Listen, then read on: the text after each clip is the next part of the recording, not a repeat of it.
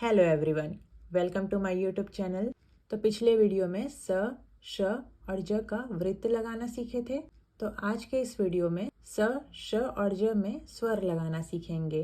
तो सवृत्त शब्द में सबसे पहले और आखिरी में पढ़े जाते हैं, इसलिए यदि शब्द के पहले और आखिरी में मात्रा आए या किसी शब्द में स अकेला व्यंजन हो तो स को वृत्त न बना के स को पूरा व्यंजन लिखा जाएगा। अभी तक हम क्या सीखे हैं, जैसे कि ये सवृत्त है और ये म है, तो ये क्या हो जाएगा सम।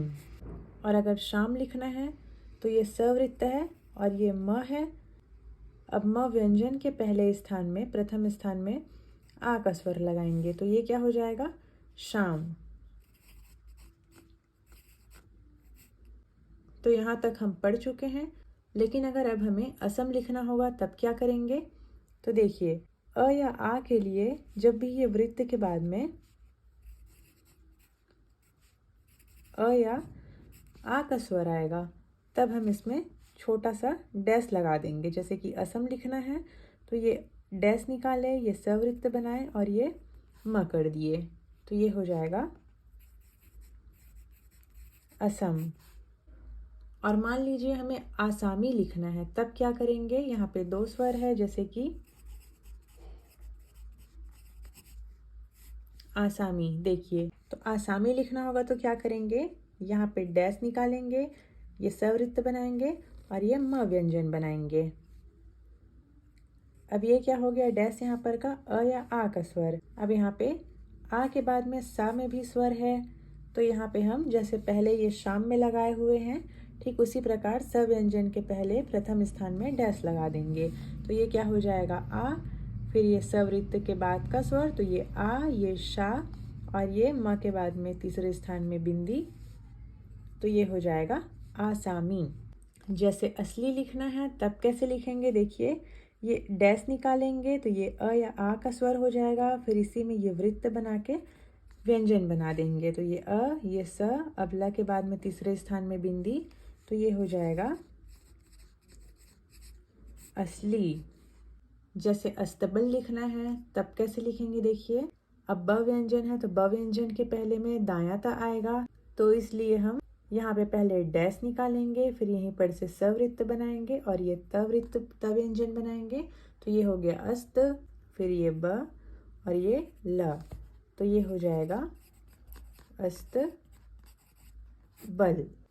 जैसे कि असेंबली लिखना है तो असेंबली के लिए म के बाद में ब आ रहा है, इसलिए कटा हुआ न यानी कि म का प्रयोग करेंगे। तो देखिए यहाँ पे पहले डैश निकालेंगे, फिर यहीं पर से सवृत्त बनाएंगे और ये न बनाएंगे, कटा हुआ न यानी कि म, फिर ये ब और ये ल, फिर तीसरे स्थान में बिंदी और इसको काट देंगे, तो ये क्या हो जाएगा असेंबली।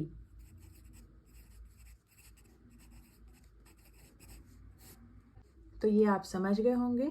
तो जब भी सवृत्त के बाद में कोई भी व्यंजन आएगा, जैसे कि सवृत्त के बाद में म आ रहा है, जैसे कि सवृत्त के बाद में आ का स्वर आ रहा है, तो यहाँ पे स, फिर ये आ और ये म ऐसे बन रहा है।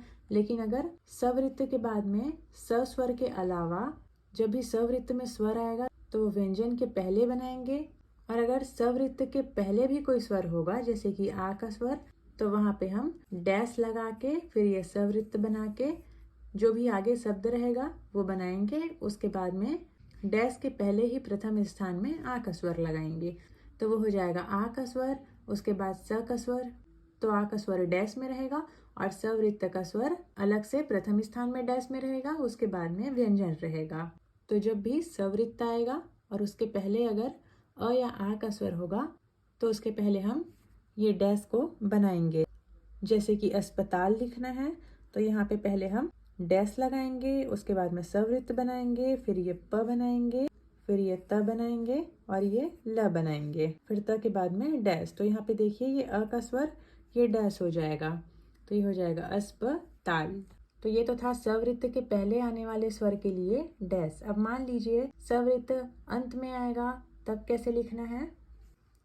जैसे कि देखिए ये प है और ये स है, अब प्रथम स्थान में डैश, तो ये क्या हो जाएगा पास। लेकिन अगर हमें पासी लिखना होगा तब कैसे लिखेंगे? तो यहाँ पे फिर से हम प व्यंजन बनाएंगे और ये स का वृत्त बनाएंगे और यहाँ पर से डैश निकाल देंगे, तो इसको ई का स्वर पढ़ेंगे। तो ये हो जाएगा पासी। तो जब भी वृत्त के पहले में डैश लगाएंगे तो वह सिर्फ अ या आ का स्वर पढ़ेंगे, और जब भी सवृत्त के अंत में डैश निकालेंगे तो वो हमेशा ई का स्वर पढ़ेंगे। यहाँ पे तीसरे स्थान में, तो जब भी अंत में सवृत्त के बाद में डैश निकालेंगे तो वो सिर्फ ई का स्वर पढ़ेंगे, उसके अलावा अ, आ या दूसरा कोई स्वर नहीं पढ़ेंगे। जैसे कि देखिए, ये हो गया ख और ये स, फिर तीसरे स्थान में डैश, तो ये हो जाएगा खुश। अब मान लीजिए खुशी लिखना है तो ये ख बनाएंगे और ये सवृत्त बनाएंगे और यहीं पर से डैश निकाल देंगे, तो ये क्या हो जाएगा? खुशी। जैसे कि मारुसी लिखना है तो ये म बनाएंगे, ये र बनाएंगे, अब ये सवृत्त हो गया। तो अभी तक क्या है, जैसे कि प्रथम स्थान में डैश, तो ये हो गया माँ, फिर ये तीसरे स्थान में र के बाद में ऊ का स्वर, तो ये हो गया रू। अब यहाँ पे सी आया हुआ है तो ये सवृत्त में डैश को निकाल देंगे, तो ये हो जाएगा मारुसी। ये देखिए म, ये र और ये स वृत्त और ये डैश, फिर प्रथम स्थान में डैश और तीसरे स्थान में ऊ का स्वर है तो डैश, तो ये हो जाएगा मारुसी। जैसे कि देखिए, ये द है और ये सवृत्त है, दूसरे स्थान में डैश कर देंगे तो ये क्या हो जाएगा? दोस। अब ये देखिए, द बनाएंगे, सवृत्त बनाएंगे और यहाँ पर से डैश निकाल देंगे, तो ये क्या हो जाएगा? दोसी। तो समझ गए होंगे आप। तो जब भी इस प्रकार किसी शब्द के अंत में सवृत्त आएगा और उसके पहले ई का स्वर रहेगा तो उसके लिए हम डैश निकाल देंगे, तो ये केवल ई का स्वर पढ़ेंगे। और अगर प्रथम स्थान में सवृत्त के पहले अ या आ का स्वर आएगा तो उसके लिए प्रथम स्थान में डैश लगाएंगे। तो इसमें स्वर का स्थान यही रहेगा।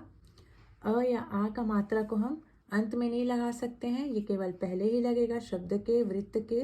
और ठीक उसी प्रकार शब्द के अंत में ये डैश निकालने से केवल ई का मात्रा पढ़ेंगे, अ या आ का नहीं।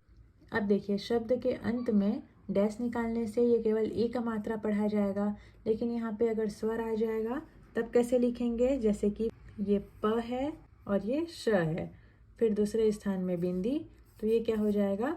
पेश। अब मान लीजिए पेशी लिखना है तो ये प बनाएंगे और ये सवृत्त और यहाँ पर से छोटा सा डैश, फिर दूसरे स्थान में बिंदी, तो ये हो जाएगा पेशी।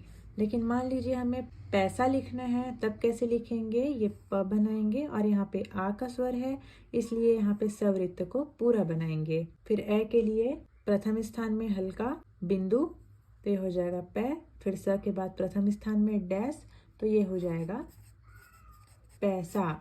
ठीक उसी प्रकार हमें आसम लिखना होगा तो कैसे लिखेंगे? देखिए, डैश बनाएंगे, सवृत्त बनाएंगे और माँ बनाएंगे, तो ये डैश अ या आ का स्वर पढ़ेंगे, तो ये हो जाएगा आसम। लेकिन अगर केवल आस शब्द आएगा तब कैसे लिखेंगे? यहाँ पे स को पूरा बनाएंगे और व्यंजन के पहले प्रथम स्थान में डैश लगाएंगे, तो ये होगा आस। जैसे ओ सारा लिखना है तो कैसे लिखेंगे? अब यहाँ पे ओ सारा है, आ सारा नहीं। अगर आ सारा लिख रहता तो यहाँ पे डैश लगाते, ये सवृत्त बनाते और ये र करते, तो ये क्या हो जाता? आ। उसके बाद में सा के लिए प्रथम स्थान में डैश, तो हो जाता आ, ये सा, फिर र व्यंजन के बाद में अलग डैश, तो ये हो जाता आसारा। लेकिन अगर ओ सारा आ रहा है तब कैसे लिखेंगे? यहाँ पे दूसरे स्थान में स्वर है तो इसको फिर पूरा पूरा बनाएंगे, तो इसके लिए दायां स बनाएंगे और ये र बनाएंगे, फिर स के पहले दूसरे स्थान में ओ का स्वर, स के बाद प्रथम स्थान में स्वर और र के बाद में अलग प्रथम स्थान में स्वर, तो ये ओ, फिर ये सा और ये रा। ठीक उसी प्रकार जैसे ये हो गया म और स, अब यहाँ पे तीसरे स्थान में ऊ का स्वर हो जाएगा, तो ये क्या हो जाएगा? मूस। लेकिन अगर मूसा लिखना होगा तो इसके लिए हमको म बना के दोनों में से कोई भी सा बना सकते हैं। तो जैसे बायां सा बनाई तो ये हो गया मु। तो यहाँ पे तीसरे स्थान में यहाँ पे स्वर लगा सकते हैं या फिर स के पहले। तो मान लीजिए मैं व्यंजन के पहले तीसरे स्थान में लगा रही हूँ, तो ये हो गया मु। फिर ये स के बाद में डैश, तो ये हो जाएगा मूसा। या फिर आप कटे हुए न यानी कि म का भी प्रयोग कर सकते हैं। ये म, ये स, फिर यहाँ तीसरे स्थान में स्वर, प्रथम में स्वर, तो ये हो जाता है मूसा। जैसे सो आ रहा है केवल, तो ये स बनाएंगे, दाया स, उसके बाद में दूसरे स्थान में डैश लगाएंगे, तो ये हो जाएगा शो। अब यहाँ पे व्यंजन के बाद में स्वर है, इसलिए हम दाया वाला स बनाए हैं। तो इस प्रकार से स, श और ज के वृत्त के पहले और वृत्त के अंत में हम स्वर लगाएंगे। तो ये आप समझ गए होंगे। अगर कोई भी डाउट होगा तो कमेंट करके पूछ सकते हैं। बुक में इसका और प्रैक्टिस दिया हुआ है, आप इसका अभ्यास कीजिएगा। अपने से भी इस प्रकार का बना बना के शब्द सोचिएगा और लिखिएगा। तो आज के लिए इतना ही। वीडियो पसंद आया होगा तो लाइक कीजिएगा, चैनल में नए हैं तो सब्सक्राइब कीजिएगा और शेयर कीजिएगा। Thanks for watching.